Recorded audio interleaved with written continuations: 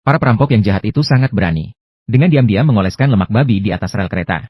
Karena mereka bersiap untuk merampok kereta yang penuh dengan emas. Rel kereta mengeluarkan getaran halus. Tertangkap dengan cepat oleh perampok. Dari situ, mereka menyimpulkan kereta sudah dekat. Para perampok seperti hantu-hantu misterius. Dengan cepat bersembunyi di kedua sisi rel kereta. Di tengah hutan yang gelap dan lebat. Tak lama kemudian, kereta seperti binatang raksasa yang lelah. Memuntahkan asap hitam tebal dengan berat. Dengan susah payah melangkah ke jalan menanjak. Dan pada saat itu, para perampok seperti serigala lapar yang sangat. Mereka sudah siap untuk menyerang dengan tidak sabar. Ketika sang sopir menyadari lemak babi di atas rel kereta. Semuanya sudah terlambat. Roda kereta seakan-akan terpesona dan mulai berputar dengan gila. Kereta yang mundur daripada maju seolah-olah ditahan oleh takdir. Para prajurit di dalam gerbong dengan cepat menyadari situasi yang tidak biasa.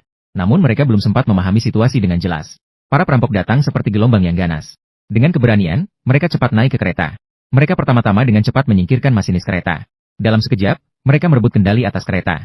Kemudian, para perampok yang berani seperti monyet yang lincah. Dengan cepat memanjat ke atas atap kereta. Mereka tanpa ragu melemparkan bom sarang tawon ke dalam gerbong. Seketika, gerbong menjadi penuh kekacauan dan seperti neraka. Siapapun yang berani muncul dan mencoba membuka pintu untuk melarikan diri. Para perampok akan menembakkan peluru mematikan tanpa ampun. Bunuh dia di tempat. Mereka dengan cepat menguasai seluruh kereta dengan kecepatan kilat. Bos Arthur segera mengambil keputusan. Segera perintahkan bawahannya untuk memutus jalur komunikasi. Diikuti oleh uap kereta yang kosong. Untuk mencegah pengejaran musuh. Kemudian Arthur memberikan perintah mundur. Mereka dengan tegas memisahkan gerbong dan kepala kereta. Gerbong mulai meluncur perlahan ke bawah bukit. Para perampok dengan cepat naik ke gerbong yang mundur. Wajah setiap orang bersinar dengan kegembiraan. Seolah harta karun kemenangan telah aman di tangan mereka. Namun mereka tidak menyadari bahaya yang diam-diam mendekat. Sementara di depan, kolonel yang bertanggung jawab untuk menyambut emas. Awalnya penuh harap menunggu kedatangan kereta. Tiba-tiba menyadari bahwa telegram tidak bergerak. Dia segera menyadari bahwa situasinya tidak baik dan mungkin ada masalah besar. Kolonel tidak ragu sedikit pun. Langsung memimpin pasukan berkuda untuk segera pergi memberikan bantuan. Sementara para prajurit yang terperangkap di dalam gerbong. Disengat lebah sehingga menderita. Dalam keputusasaan, mereka tanpa ragu mengabaikan bahaya bagi nyawa mereka. Dengan tegas memilih untuk melompat dari kereta untuk menyelamatkan diri. Namun di atas kereta yang mundur dengan cepat ini. Bahkan jika melompat, nasibnya masih belum pasti, hidup atau mati.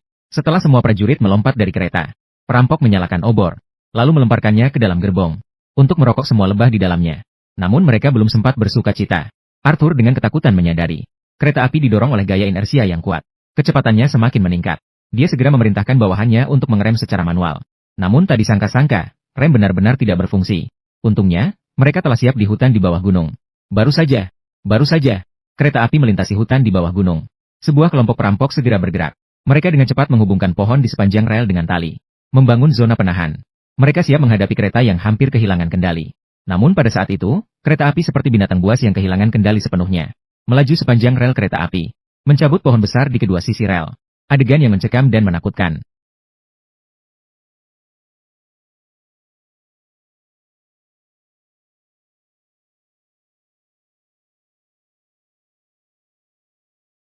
Beruntung, di saat genting terakhir, kereta api berhenti dengan sangat dramatis. Para perampok yang telah menunggu di hutan selama beberapa waktu. Dengan antusias mereka berteriak dan berlari menuju kereta untuk menyambut Arthur. Mereka dengan tidak sabar segera mengeluarkan emas dari gerbong. Dan segera mengangkutnya. Seperti serigala lapar yang ganas.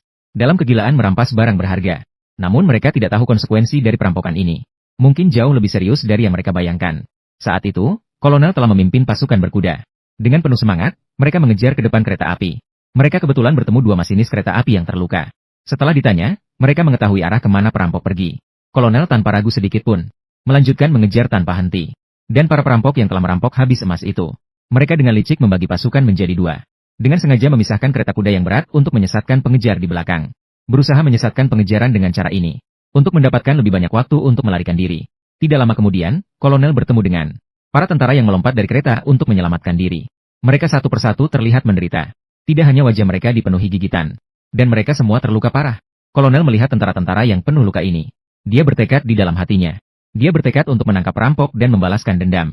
Kemudian kolonel mengangkat cambuknya sekali lagi. Memimpin pasukan berkuda untuk terus mengejar perampok. Ketika kolonel dengan cemas mengejar hingga ke gerbong. Yang terlihat di depan mata adalah pemandangan yang mengerikan di tanah. Emas dan perampok lenyap seperti menguap. Sudah menghilang tanpa bekas. Mereka penuh dengan ketidakpuasan. Saat mereka berencana untuk melanjutkan pengejaran. Jejak yang jelas di tanah. Seketika menarik perhatian mereka. Tanpa ragu menunjukkan perampok. Strategi licik membagi pasukan menjadi dua. Dan di saat krusial pilihan antara hidup dan mati. Kolonel malah tertarik pada jejak roda kereta yang dalam di tanah. Dia salah mengira bahwa kereta pasti memuat emas berat. Namun, Kolonel tidak tahu apa-apa tentang kekuatan pasukan perampok.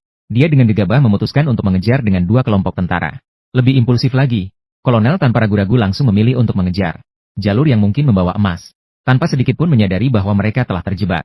Perangkap mematikan yang dirancang dengan cermat oleh perampok. Kolonel itu seperti seekor caetah yang gigih. Dengan gila-gilaan mengikuti jejak roda mobil itu. Namun, saat mereka berlari secepat itu, jejak itu tiba-tiba menghilang di sungai. Membuat mereka kehilangan petunjuk seketika. Dan saat mereka bingung dan tidak tahu harus bagaimana, seorang prajurit tiba-tiba di pohon di depan, menemukan sebuah kancing yang terjatuh. Kolonel dengan tegas memutuskan berdasarkan intuisi tajamnya. Pasti tidak mungkin mengemudikan kereta kuda di sungai.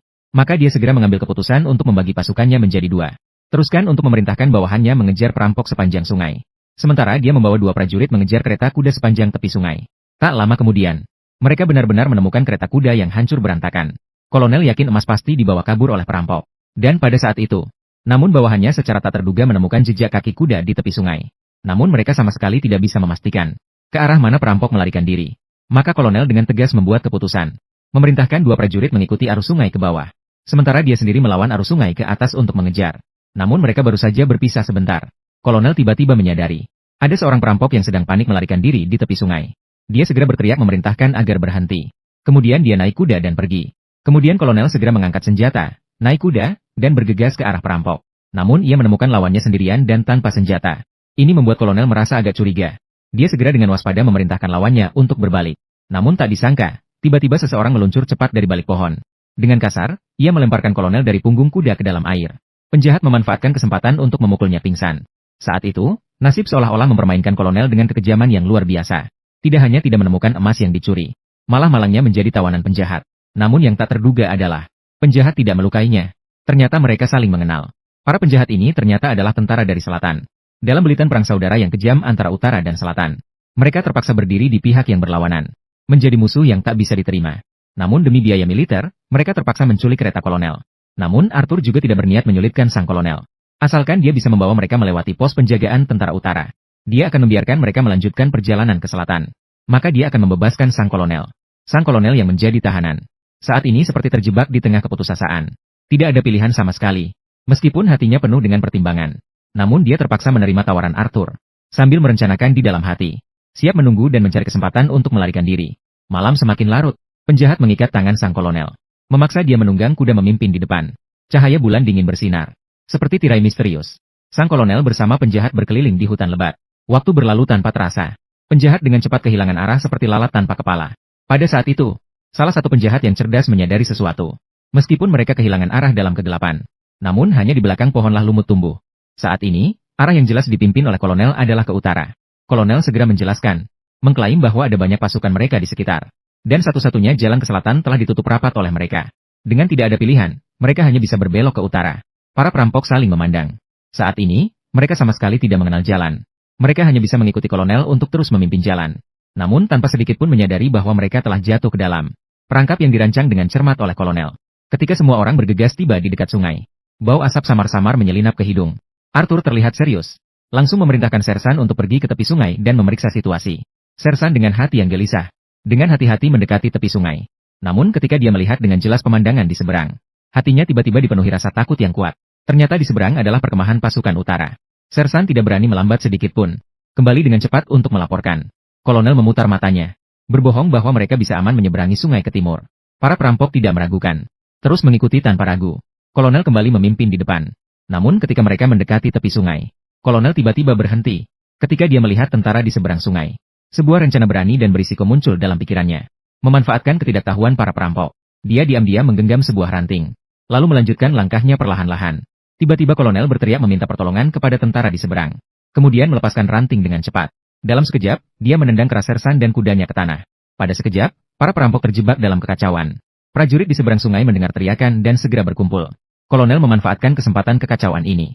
Dengan gerakan cepat seperti kilat, dia tiba-tiba menarik Arthur yang sedang memerintah dari kudanya. Kemudian dengan kejam memukulnya hingga pingsan. Kemudian pasukan berkuda dari utara datang seperti gelombang yang deras. Dengan semangat yang menggebu, mereka menyeberangi sungai mengejar perampok. Sersan yang belum sempat melarikan diri, beruntung bersembunyi di dalam air untuk selamat. Namun tak disangka-sangka, dia baru saja dengan keadaan kacau tiba di tepi sungai. Langsung ditangkap oleh kolonel yang sudah bersembunyi di balik pohon. Meskipun perampok lain melarikan diri seperti burung yang terkejut, namun kolonel dengan kecerdasannya yang luar biasa, berhasil menangkap dua otak dari perampokan emas.